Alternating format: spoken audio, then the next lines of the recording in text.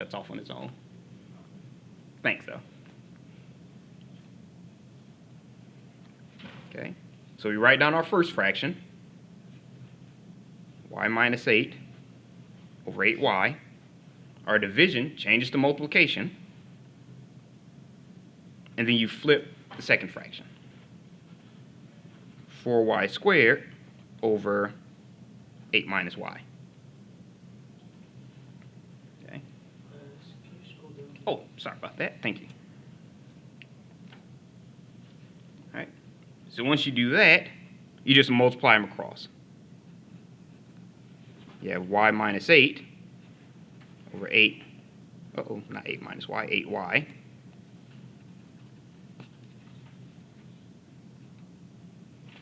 Nope, didn't. Might as well just go ahead and multiply it instead of rewriting it. There we go.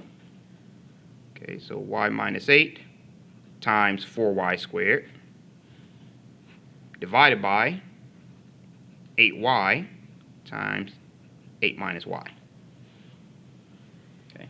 Now remember, you can't cancel out y minus 8 and 8 minus y. So you have to flip one of them around. So a little side note here.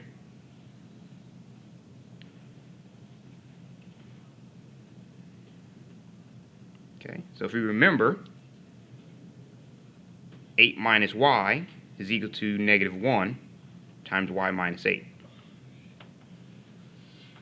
Okay, so whenever you have one where the minus sign has them the exact same terms, but they're flipped around a minus sign, remember to do that. So in order to do that, you have to multiply the numerator and denominator by negative 1. So multiply by negative 1 over 1. Okay, so that means you just get this. Oh, make sure I move it up a little bit. So you have y minus 8 times 4y squared divided by 8y times 8 minus y, but we're going to multiply the whole thing by negative 1 over negative 1. Okay, so negative 1 times y minus 8 is 8 minus y, or you can multiply negative 1 times 8 minus y to make that y minus 8.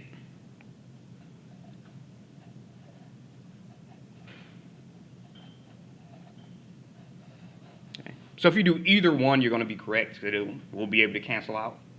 I don't know why, just the way my brain works, I like it the way it looks like y minus 8. Just me. But if you want to make that 8 minus y, you could. Okay, so if we distribute that negative 1,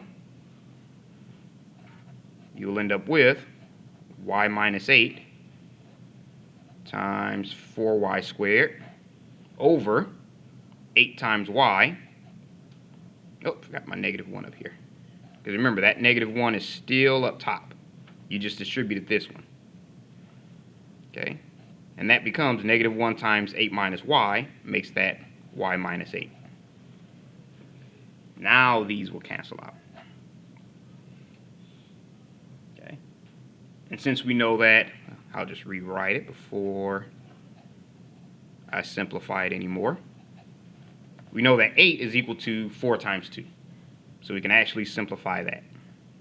And make a little side note. 8 equals 4 times 2. So that means we have 4. And y squared is just y times y. Or 4 times 2 times y. Okay, so these two 4's will cancel out. And 2 of those y's would cancel out. So that leaves you with y over 2 as your final answer.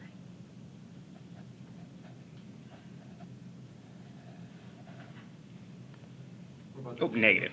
Yeah. Thank you. Yep, don't forget your negative 1. So actually that should be negative 4.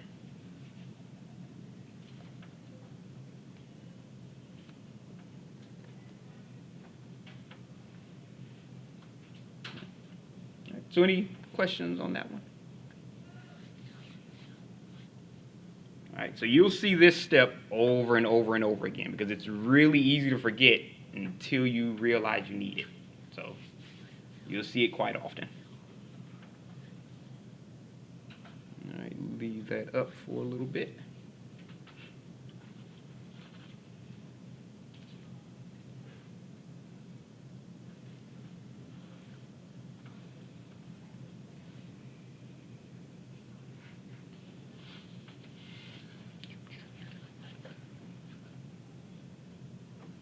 Okay, so let's do one. Looks a little bit different. Okay, so let's say, for example, if you wanted to simplify 6 over x minus 5 plus x over x minus 2 divided by 3 over x minus 6 minus 2 over x minus 5.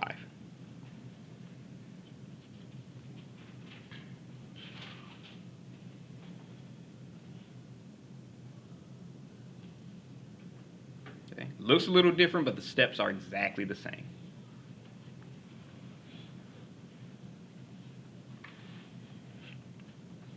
Okay. So the first step is you're going to add or subtract your numerator and denominator. Yep.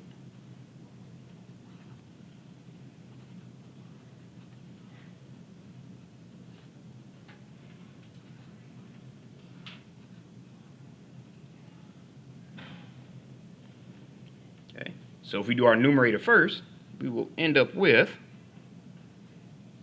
6 over x minus 5 plus x over x minus 2. That will become, give it a little bit of space, 6 over x minus 5 plus x over x minus 2. We have x minus 2 here, so to get these to match, we multiply this one by x minus 2 over x minus 2. And we multiply this one by that denominator, which is x minus 5 over x minus 5. Okay, so we see our denominator x minus 2, x minus 5, x minus 2, x minus 5, so we have our matching denominators. Okay, so now we just have to simplify it. Okay, so we have 6 times x minus 2 over x minus 2 times x minus 5 plus x times x minus 5 over x minus 2, x minus 5.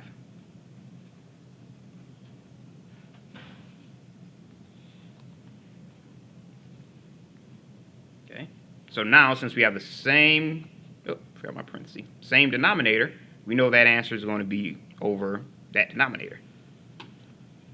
X minus 2, x minus 5. Okay, so we have 6 times x minus 2 plus x times x minus 5. All right, so I'm going to bring this over here to give it a little more room. So if we distribute our 6 and distribute our x, we have 6 times x, which is 6x.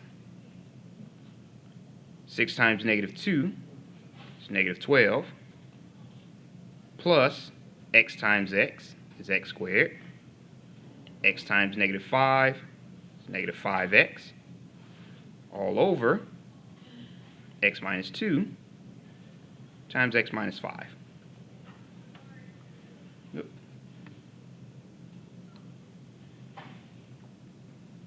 Okay, so if we combine our like terms, we can actually combine these two. Okay, so you have 6x minus 5x, which is just 1x. So you have x squared minus x minus 12 over x minus 2, x minus 5. Ooh.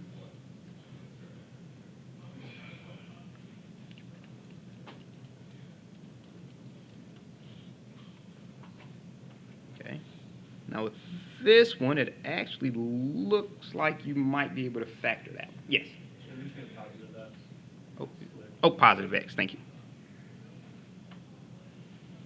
Yep, so it looks like you should be able to simplify that one, or at least factor it. Okay, so that means we have to find two numbers